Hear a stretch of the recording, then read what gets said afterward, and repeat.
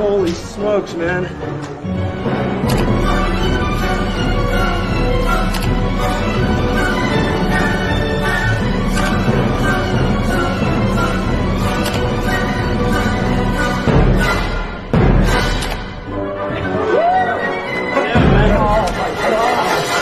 The greatest adventure ever in human history. It'd be so exciting to wake up in the morning and think that that's what's happening. All right, guys. So once again, we got to talk about our favorite failing, bad weave wearing MSNBC journalist, Joy Reid, who came out here and gave a very, very, very insane take on Elon Musk purchasing Twitter. As you know, everybody on the left is now pulling out the race card, claiming that African-American man Elon Musk is a racist for buying Twitter. I really don't know why, but it should be no surprise that this is the take, okay? When they have nothing, they pull the race card, right? Par for the course. But Joy Reid goes a little bit farther here. And she basically claims that Elon Musk bought Twitter because he misses apartheid and wants to open up the platform for black people to be attacked. Take a look. Elon Musk lives in a world in which the only kind of free speech is white men feeling free to say whatever the hell they want. Elon Musk seems to me he keeps protesting too much. First, he came out and tweeted, "Oh, I hope my worst critics don't leave." Yeah, buddy, because you know if the smart people and the people who criticize you leave, Twitter will have no value without the content that you get for free from, intelligent people like Charles Blow and the attacks on people like Charles Blow from far-right people who just enjoy attacking, particularly black people on social media. So he tweets today, by free speech, he's trying to sort of contextualize what he means by that. I simply mean that which matches the law. I'm against censorship that goes beyond the law. If people want less free speech, they will ask government to pass laws to that effect. Therefore, going beyond the law is contrary to we the will of people. It sounds like a bunch of gibberish. We have a First Amendment. There is no free speech problem. Twitter is not the government. Twitter is a private company that can say, no, you're not allowed to be a Nazi on Twitter. I mean... Joy, it's always been trash. I tweeted this. We all know why Elon Musk wants to control Twitter. We know why the right wants to control Twitter, right? They don't want to go to their own club. They don't want to go hang out the honky tonk. They want to go to the club where the cool people are. Correct. And so they know they can't get in unless they buy the entire block. And the problem is, if they just want to come in and hang out with everybody, it's fine. But they want to act like Logan Roy from Succession. They want to come in and dominate everything and push everybody around and frame that as a free speech conversation when really you're being a Bond villain. Well, and the bottom line is, as you said, if they don't want to just be in the club. They are on the, they've been described as being on the outside of the culture looking in through the glass. But they don't just want to come in. They want to come in and be able to punch people in the face and walk around and laugh about it and not have anyone be able to stop them. The thing is, the enjoyment they get out of being in this town square is being able to harass people, being able to attack people. There was a time when people had the double hashtags around their names because they were Jewish, and right-wingers were saying, get in the oven anytime you made any benign comment on Twitter. They attacked women. The misogyny was crazy on Twitter for a while. Elon Musk, I guess he misses the old South Africa in the 80s. He wants that back. Yeah, so there's so much foolishness to break down there. I don't even know where to start, okay? Because it was just asinine take after asinine take. Not only was it asinine and crazy, it was also just racist, right? Just plain flat out racist. And I'm not talking about racist in a you got to read between the lines type of racist. That's what the left accuses of Tucker Carlson and Fox News of doing. I'm not talking about that. I mean, we're just talking about overt, flat out just racism, okay? And it's amazing to me because if anybody else said this that was not a black woman, right, like Joy Reid, they would be fired, right? They would be fired for the things she just said about Jews and accusing Elon Musk of wanting apartheid, right? Like what? Like what do you get that from? Why would you say that? Because he wants to allow everybody to speak, therefore he wants apartheid? I think that's the actual opposite of that. You actually are the one that want apartheid. You guys are the ones that want racial segregation. And we have plenty of proof of that considering the policies and the things that the Democrat Party and far leftists are pushing, okay, in terms of segregation. Because again, here we are with the clear-cut attacks against white men, right? Particularly straight white men. And like I told you guys in a video that I did on Sunny Holston and her discussing the whole Elon Musk purchasing Twitter for white men to speak thing. They're really upset because they don't want white men to have a voice. They don't want white men to speak. And that's why they're so upset about Elon Musk purchasing Twitter, is because they feel like there's a lot of white men that they don't like, that have opinions that they don't agree with, that don't align with the Democrat Party, that are now going to be allowed back on the platform to voice their opinions, and they are scared to death of that, right? They simply don't want that, okay? They don't think that white men have the right to free speech. And this is why they frame the conversation in a way in which they say, no, it's not about free speech. It's about safety. It's dangerous to allow these people on the platform because they might attack black women. They might say mean things in my mentions. They might send me mean things in my DMs. So it's not about free speech. It's about my safety. It's about the safety of my feelings, right? This is how they frame the conversation.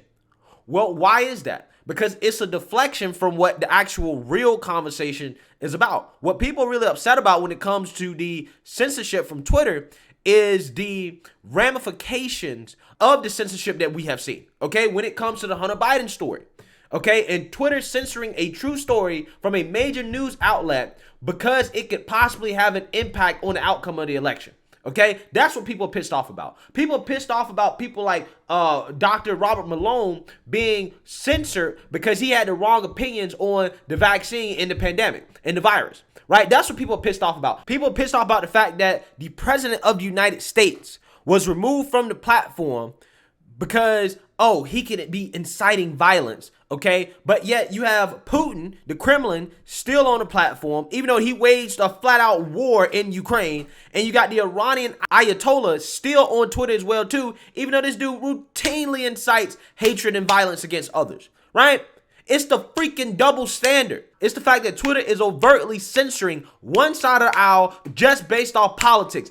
That's the problem, right? Nobody cares about the right to say mean things in their mentions. Nobody gives a damn about that, right? That's not what the conversation is about. But see, they don't want to have that conversation, because if you start having that conversation, you start talking about the Hunter Biden story and how Twitter overtly censored that. Now they have to admit that, Twitter and some of these social media companies like Facebook, they basically been acting as political operatives for the Democrat Party. Right, that opens up a whole bigger conversation about the impact that these social media platforms are having on elections in favor of the Democrat Party. But see, that's a conversation they don't want to have. They don't want to have a conversation about how all the things that they've labeled as true when it comes to the pandemic, the vaccine, the virus, is now misinformation, or the things that they label misinformation is now accepted as scientific fact. They don't want to have a conversation about that stuff. So they want to stick with, you mean tweets in the comment section of the black women and blah, blah. And it's like, you're wrong on that too. Because a part of free speech is the right to say things that other people are not going to like, including if those things are mean things, okay? You shouldn't be suspended because you misgender somebody. Misgendering somebody is not hate speech, okay? You should not be demanded to use somebody's pronouns that don't match their sex, okay? But see, it's not really about that, because that's a minority of the mentions in the comments that people like Joy Reid get. It's so-called hate, right? That's a minority of it. What they really don't want is criticism. What they really don't want is a pushback against the narrative. What they really want is just one narrative. They want an echo chamber where everybody has to go along with what the Democrat Party says, right? And whatever propaganda they're pushing at the time. Okay, so that's why their heads are exploding over this, because they know that now they're not going to be allowed to do that anymore. Now they know, okay, well, the public square, both sides are on a level playing field now. And they don't want to have an argument on a level playing field because they know they'll lose. They know that the facts are, in fact, not on their side, right? And this is why they're so afraid. Again, these are the same people who claim to be so fact-based, right? The party of science. If you're so fact-based and you're the party of science, what are you afraid of? Why are you afraid of allowing people who disagree with you to speak? Because they know they're going to lose the argument. They're losing the war. And the hilarious part about this is Joy Reid is sitting here acting like, well, we're part of the cool kids club, right? These people are just mad because they can't be a part of the conversation. I'm so popular. I'm so cool. Look at me, right? As if people actually watch her, okay? Because reality is that Joy Reid show is epically failing. And one of the reasons why it's epically failing is because of takes like that, is because she's actually not a part of the cool kids club. She's actually a lame, right? She's a lame with a bad weave, okay? as MSNBC's Joy Reid has the lowest rated month ever, sheds 51% of debut audience from 2020. So that means that over half the people that watched her when her show first debuted stopped, right? They said that you're so bad, that we're so tired of your woke, racialized hatred that we're going to stop watching you, okay? We're going to stop watching you. But again, this is the person that I'm part of Cool Kids Club. We're right about everything. Everybody agrees with me. I can't tell. Not from the viewership. The numbers don't lie, Joy. MSNBC host Joy Reid's ReidOut finished April with its smallest monthly audience in the far-left program's nearly 2-year history. ReidOut averaged 1.1 million viewers during the news-heavy month, a 31% decline from April of last year. She also shared 11% of viewers who tuned in last month and a staggering 51% compared to the show's debut month of July 2020. ReidOut has also lost 57% of her total audience among the advertiser-coveted demographic of adults aged 25 to 54 since the program launched in July 2020, finishing April with a dismal demo average of only 124,000 viewers. ReidOut viewership during April was MSNBC's least watched month during the weeknight 7 p.m. Hour among the critical demos since July 2015. During April, every single Fox News Channel weekday program, including Fox and Friends First, which airs from 4 to 6 a.m., outdrew the ReidOut. Okay, so Fox's worst show does better than Joy Reid's primetime show, okay? Fox's worst show at 4 a.m. in the morning has more viewers than Joy Reid doing primetime. Again, this is terrible. Yeah, so with that being said, again, this is a person that says they're part of the Cool Kids Club, right?